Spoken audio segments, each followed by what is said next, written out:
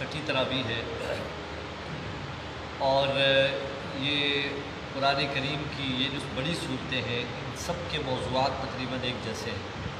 کیونکہ سب کے اندر احکامات ہیں۔ مثلا سورۃ البقرہ، سورۃ آل عمران، سورۃ النساء، سورۃ المائدہ،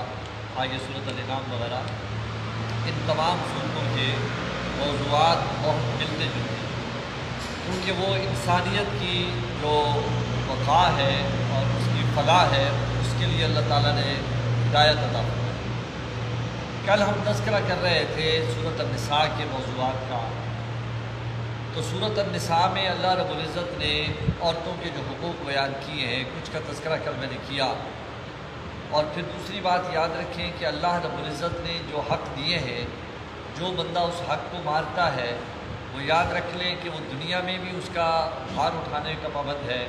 قبر کے اندر بھی سہنا اسے پڑے گا، اور حشر کے اندر تو پھر بہت زیادہ بدنامی اور بہت زیادہ تکلیف اٹھانا پڑے گا۔ اور اللہ رب العزت نے حقوق خود سے بانٹے، لڑکے کو دو، لڑکی کو ایک حق دیا ہے، اور اس کی حیثیتیں اور کیفیتیں تبدیل کی۔ پھر یہ بھی ممکن تھا کہ مرد اور عورت کا، جس طرح کل میں نے بتایا کہ طلاق اور خلع کا حق ہے،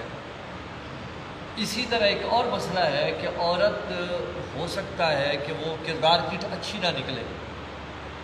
مرد جو کردار کا اچھا نہیں نکلتا تو اس کا معاملہ علیحدہ ہوتا ہے، لیکن گھر کا نظام پھر بھی چل جاتا ہے۔ لیکن خدا نہ خواستہ اگر عورت بد کردار نکلے تو اس کی وجہ سے نظام سارے کا سارا برباد ہو جاتا ہے، نسل پہ شک پڑتا ہے اور بہت سارے مسائل ہیں۔ اگر قرآن کہتا ہے کہ اگر عورت نافرمان ہے تو اس کی نافرمانی کے جو اصول اللہ تعالیٰ نے بیان فرمائے ہیں کہ 3 طریقے ہیں سمجھانے کے۔ پہلا طریقہ یہ بیان کیا ہے کہ وہ اس کو زبان کے ذریعے سے طریقے سے سمجھائیں، بڑے سمجھائیں، اپنے سمجھائیں، بے کے سورے والے سارے سمجھائیں، اگر وہ سمجھ آئے تو یہ سب سے بہتر ہے۔ دوسرا طریقہ قرآن نے یہ بتایا ہے کہ مرد کو چاہیے کہ عورت سے لا تعلقی اس طرح کرے، طلاق نہ دے لیکن لفٹ چھوڑ دے، اس کا کمرہ چھوڑ دے، بسترے جدا کرنے علیحدہ ہو۔ اگر وہ تھوڑی سی حیا والی ہوگی تو تھوڑی سی اس کے ذریعے سے اس کو احساس ہوگا کہ یہ تو میری زندگی بالکل ختم ہو جائے گی، اگر یہ میری تو ساری جو عزت ہے وہ مرد کی وجہ سے ہے، اگر میرا مرد میرا ساتھ چھوڑ جاتا ہے تو میری تو حیثیت ختم ہو جائے گی۔ عین ممکن ہے کہ اس کے بعد پھر وہ ٹھیک ہو جائے۔ قرآن کہتا ہے اگر پھر بھی ٹھیک نہ ہو تو پھر اس کا تیسرا طریقہ یہ ہے کہ اس کو باقاعدہ سزا دی جائے،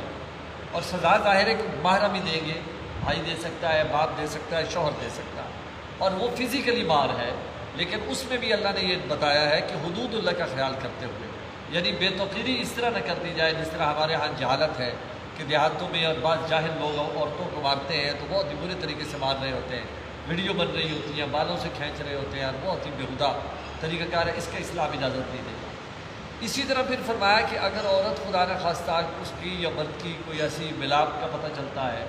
جس سے کہ وہ عرف عام میں ہم یہ کہتے ہیں کہ رنگے ہاتھوں پکڑی گئی، اب ایسی عورت کے لیے اللہ تعالیٰ نے جو سزا لکھی ہے،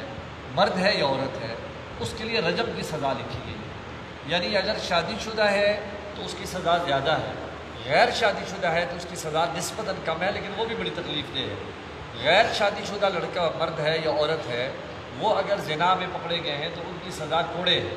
80 کوڑے بھی ہیں، 100 کوڑے کی بھی سزا آئی ہے۔ لیکن اگر شادی شدہ ہونے کے باوجود وہ اس گناہ کے مرتکب پائے گئے ہیں تو اس کی سزا رجم ہے، اور رجم یہ ہے کہ گڑھا کھود کے عورت کو کھڑا کر دیا جائے گا یا مرد کو کھڑا کر دیا جائے گا، چاروں طرف لوگ کھڑے ہو جائیں گے اور وہ پتھر اٹھا اٹھا کے مار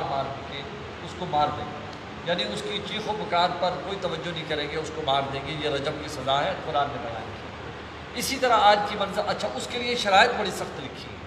کہ محض الزام سے کام نہیں چلے گا، اس کے لیے 4 گواہیاں مانگی ہیں۔ قرآن نے کہا 4 گواہ، حالانکہ باقی قتل میں بھی 2 گواہیاں ہیں، باقی سارے معاملوں میں 2 گواہیاں ہیں، لیکن یہ جو بدکاری کی سزا ہے اس کی گواہیوں کے لیے اللہ نے 4 گواہ مانگے۔ وہ 4 گواہ اس لیے مانگے ہیں کہ ہو سکتا ہے کسی کی عزت بچ جائے، 4 گواہ پورے نہ ہو تو بھاڑ میں جائیں، قیامت والے دن بھگتیں گے، یہ توبہ کریں، ٹھیک ہے، لیکن یہ ہے کہ شاید اتنی بڑی اذیت ناک سزا سے بچ جائے۔ اور وہ 4 گواہ بھی ایسے چاہیے کہ جو شریعت جن کو گواہ مانے، یعنی جن کی گواہی کو شریعت یا اہل علم جو ہے، علماء جو ہیں وقت کے جید عالم، اس کی گواہی کو تسلیم کرنے کے لیے تیار ہو جائیں۔ تو پھر اگر وہ بندہ خود ہی جھوٹا ہے،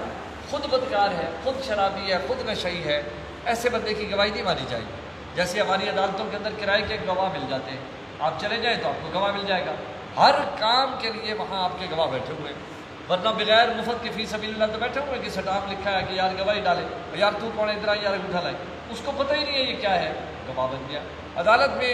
رٹے رٹائے جملے 2-3 پیراگراف یاد کرا کے بھیج دیتے ہیں، کیس سمجھا دیتے ہیں کہ بھی وکیل اس طرح کیس پیش کرے گا تو تم نے یہ کہنا ہے کہ جی میں کھڑا تھا، میرے سامنے یوں ہوا، اور وہ ایسے بولتے ہیں، جج جو ہے اس کی گواہی کو قبول کر لیتا ہے۔ ہماری عدالتوں کا نظام بہت خراب ہے، اور آپ دیکھیں اچھا پھر قتل کی سزا کس کر بیان کی گئی کہ قتل کی جو ہے اس کی سزا قتل ہے۔ اچھا بھی قتل کی سزا جو قتل ہے تو ایک اچھا قرآن ہم سے کہتا ہے کہ قصاص میں زندگی ہے، قصاص میں زندگی ہے۔ قصاص کیا ہوتا ہے کہ ایک بندہ مر گیا، اس کے جواب میں مارنے والے کو تم مار دو، یہ تو 2 مر گئے، زندگی کس چیز کی ہے؟ قرآن کہتا ہے زندگی یہ ہے کہ تم اس کو جو ایک کو قاتل کو مارو گے آگے سے قتل ہونا بند ہو جائے۔ ہمارے ہاں کیا ہوتا ہے، قاتل کو سزا نہیں ملتی، نتیجہ یہ ہے کہ قتل اتنے زیادہ ہے کہ کوئی پوچھنے والا ہی نہیں ہے، حتیٰ کہ بیکار میں پولیس کے ہاتھوں بندہ قتل ہو جاتا ہے، اس پولیس والے کو آج تک سزا نہیں ملی۔ ابھی آپ دیکھیں کہ کراچی کے اندر وہ جو پکڑا ہوا ہے وہ کیا ہے اس کا نام، عزیر بلوچ، اس عزیر بلوچ نے ویڈیو بیان اس کے موجود ہے، اس نے خود کہا ہوا ہے کہ میں نے تقریباً 200 بندہ مجھے یاد ہے میں نے مارا ہے، کوئی میں نے زرداری کے کہنے پہ مارا ہے، تو کوئی میں نے ایم کیو کے کہنے میں مارا ہے، کوئی میں نے ذاتی دشمنیوں میں مارا ہے، 200 سے زیادہ بندے اس نے مانے، لیکن وہ آج کل وہ آئے دن اس کے متعلق خبر آتی ہے فلانے کیس میں بھی بری ہو گیا، فلانے کیس میں بھی بری ہو گیا، عجاب۔ اچھا وہ جو 250 بندہ جل کے راکھ ہوا ہے وہ بلدیہ ٹاؤن والی فیکٹری میں، کپڑے والی فیکٹری میں، اس کا بندہ انہوں نے تھائی لینڈ سے کہ پتہ نہیں بینکاک سے یا ہانگ کانگ سے پکڑ کے لائے تھے، وہ جیل میں ہے، لیکن اس کا کیس اس طرح چل رہا ہے کہ مجھے ڈر ہے کہ کس دن خبر آئے گی وہ بری ہو گیا، بھائی گواہیاں کوئی نہیں، اور وہ حالانکہ وہ باہر وہ ہزاروں لوگ اکٹھے تھے جن کے وارث اندر بیچارے فیکٹری میں کام کر رہے تھے اور وہ جل کے کوئلہ بن گئے، لیکن ان کا آج تک پرسان حال میں نہیں۔ یہ وجہ ہے کہ ہمارے ہاں قاتل کو چونکہ سزا نہیں ملتی، جس کی وجہ سے قانون کی کمزوری کی وجہ سے قتل پیدا ہوتے ہیں۔ اسی طرح قرآن نے آج حدود کا مسئلہ بیان کیا، حدود میں چوری کی سزا ہاتھ کاٹنے کو قرار دی۔ اب چونکہ ہمارے ہاں چور کو سزا نہیں ملتی اس لیے چوریاں عام ہوتی ہیں، اور چوروں کے پشت پناہ بھی بڑے وڈیرے ہوتے ہیں، غریب آدمی تو کسی کی پشت پناہ نہیں کر سکتا، معاشرے کے رساگیر بڑے بڑے وڈیرے وہ ان کے پیچھے ہوتے ہیں، وہ جب پھنستے ہیں ان کو چھڑا لیتے ہیں۔ جن ملکوں کے اندر چوری کی سزا سخت ہے ان ملکوں کے اندر سوال ہی پیدا نہیں ہوتا چوری ہوتا ہے۔ جیسے سعودی عرب کے اندر بہت ساری گڑبڑ بھی ہے، لیکن اس کے قانون کے اندر یہ سختی موجود ہے کہ قتل کی سزا سر قلم کرنا ہے اور چور کی سزا ہاتھ کاٹنا ہے۔ تو لوگ سنانے کی دکان ہوتی ہے، نماز کا وقت ہوتا ہے، ایک کپڑا باندھ کے چلا جاتا ہے، نہ تالے لگاتا ہے نہ زنجیریں باندھتا ہے، ایک سادہ سا کپڑا لٹکا کے چلا جاتا ہے، شوکیس سونے سے بھرے پڑے، ان کو پتہ ہے کہ چوری نہیں ہوگی۔ تو ہمارے ہاں آپ کو پتہ ہے کہ غلطی سے بھی بندہ کہیں موٹر سائیکل کو تالا لگایا بھول گیا تو واپس آئے گا تو نہ موٹر سائیکل ہے تو نہ سامان پڑا ہوا۔ تو خیر تو یہ اسی طرح پھر فرمایا کہ جو کسی نے کسی کو تکلیف دی ہے، کسی نے کسی کی آنکھ پھوڑی ہے تو اس کی آنکھ نکالی جائے گی، کسی نے ناک توڑ دیا ہے تو ناک کے بدلے میں ناک ہے، آنکھ کے بدلے میں آنکھ ہے، یعنی انسان کو پوری اللہ تعالیٰ نے عزت دی، اس کو پورا وقار دیا ہے۔ اس کے علاوہ آج کی منزل میں جو 1-2 خاص اور موضوعات ہیں ان میں سے طہارت کے مسائل بیان ہیں کہ وضو کے فرائض اور غسل کے فرائض۔ یاد رکھیں اسلام پاکیزگی کا دین، قرآن حدیث میں لکھا ہے کہ الطہور نصف الایمان، کہ پاکیزگی آدھا ایمان ہے، اور ایک حدیث ہے الطہور شطر الایمان، پاکیزگی آدھا ایمان ہے۔ پاکیزگی 2 طریقوں سے حاصل ہوتی ہے، ایک وضو کے ذریعے سے، ایک غسل کے ذریعے سے۔ وضو کے فرائض اللہ نے خود قرآن میں بیان کیے ہیں، فاغسلوا وجوہکم وایدیکم الی المرافق وامسحوا برؤوسکم وارجلکم الی الکعبین، کہ بازو جب دھونے ہیں تو ہاتھ کونیوں تک دھونے ہیں، یہ فرض کی جگہ ہے، لیکن ترتیب کے مطابق جب ہاتھ اکیلے دھونے ہیں تو کلائیوں تک، پھر جب بازو دھونے ہیں تو کونیوں تک۔ چہرہ دھونا ہے تو جہاں سے بال اگتے ہیں اور کانوں کے 2 نرمے اور تھوڑی کے نیچے، یہ ٹوٹل چہرہ لمبائی چوڑائی جو ہے ایک دفعہ مل کے دھونا فرض ہے۔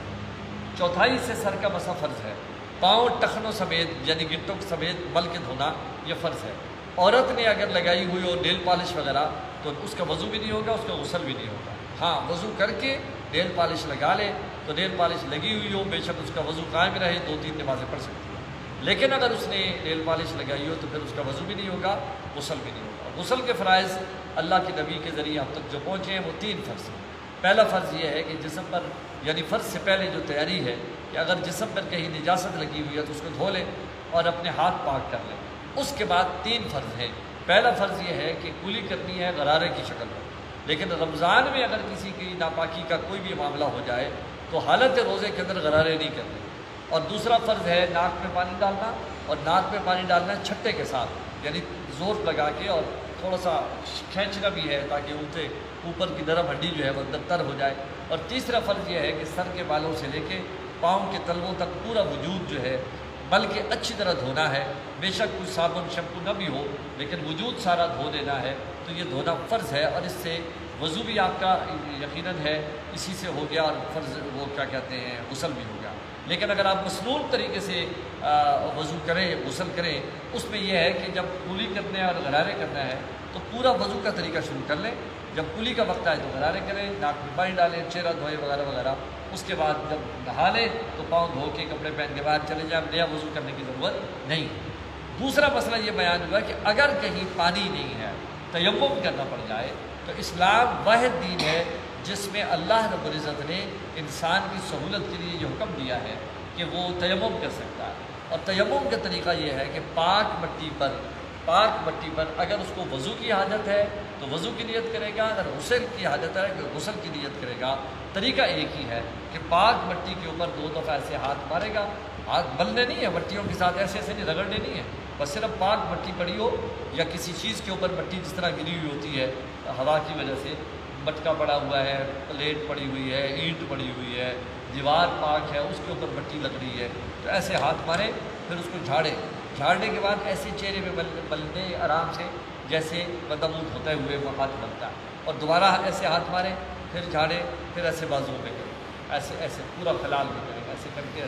ایسے کر کے پورا یہ کرنے کے بعد اب آپ نے اگر وضو کی نیت کی تھی تو وضو ہو گیا ہے، غسل کی نیت کی تھی تو غسل ہو گیا۔ اسلام کتنا دین فطرت ہے، کتنی اللہ تعالیٰ نے سہولتیں رکھی ہوئی ہیں۔ دیگر بھی موضوعات ہیں، پھر انشاءاللہ زندگی میں ایک بات ملیں گے۔ اللہ مجھے اور آپ کو دین سمجھ کر عمل کرنے کی توفیق عطا۔ بسم اللہ الرحمن الرحیم، الحمدللہ رب العالمین، والعاقبۃ للمتقین، والصلاۃ والسلام علی سیدنا الانبیاء والمرسلین۔ ربنا هب لنا من ازواجنا وذرياتنا قرة اعين واجعلنا للمتقين اماما۔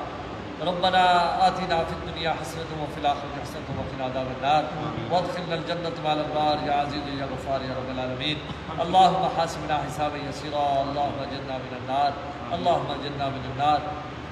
رب ارحمهما كما ربياني صغيرا، رب ارحمهما كما ربياني صغيرا، يا حي يا قيوم برحمتك نستغيث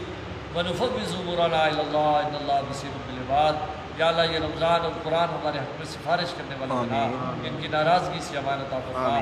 جو یہ تحریک لبیک اور حکومتی ذرائع کے دوران اس وقت ایک عجیب سی جنگ شروع ہے، یا اللہ اس میں ہمیں امن عطا فرما۔ جو شرپسند عناصر گھس کے اور اس وقت ملک کا امن خراب کرنے کے لیے ان کی صفوں میں بیچاروں میں گھس کے ان کی ساری تحریک کا بیڑا غرق کر دیے، یا اللہ ان بدبختوں کو بے نقاب فرما۔ اور جو اس وقت آج سنا لاہور کے اندر بڑا حادثہ ہوا ہے، کوئی گولیاں چل گئی ہے، یا اللہ تو اس ملک کی خیر فرما، اہل وطن کی خیر فرما، بیدک الخیر انک علی کل شیء قدیر۔ اور کرونا کی وبا سے ہماری جان چھڑا۔ صلی اللہ تعالی علی خیر خلقہ محمد وعلی آلہ وصحبہ اجمعین، آمین برحمتہ۔